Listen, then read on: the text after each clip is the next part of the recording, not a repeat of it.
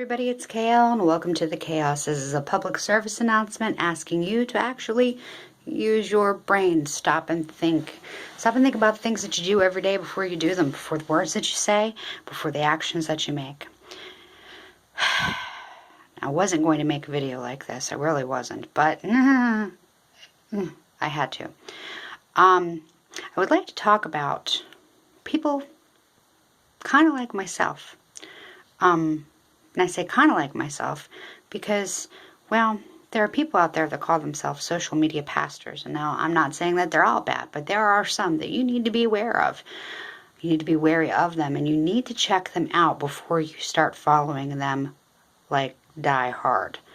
There are a few out there who are just in it purely for the money.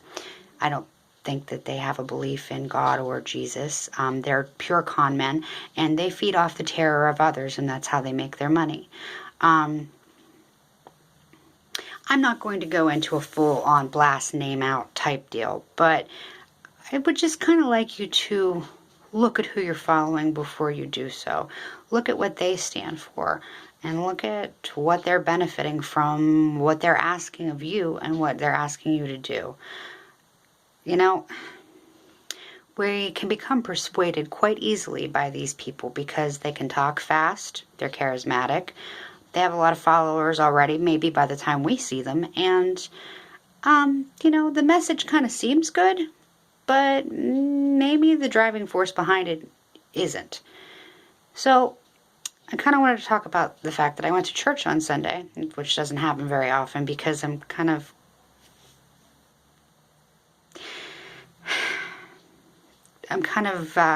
introverted about my beliefs, and it's a personal thing for me. So I went to church, and the pastor was talking about people who like to ride out the terror and benefit of it and kind of profit from keeping that fear going. And unless you've lived under a rock and don't have any access to anything, which means you're not going to see this, you know that there's a lot of stuff going on right now. But to be fair, there's always a lot of stuff going on. There's always a famine, there's always a drought, there's always a conflict or a war or something. Since the beginning of time, recorded history, there's always been something. And people have called that the end of the world was coming 1,000,000 times. For a long time.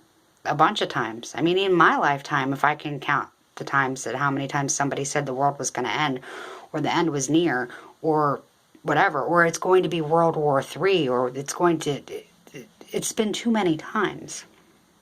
At any rate, the pastor talked about getting on the internet and looking for books about the end times, detailing what was going to happen, and he said anywhere from 3 to 5,000, 100,000 actually, books populated, and most of them saying that they could detail what was going to happen in great detail, kind of giving us a how to survive the second coming for dummies. Now, if you have read any scripture, been to church at all, the running theme is no one knows when the second coming is going to happen, when Jesus will come back. He does not know.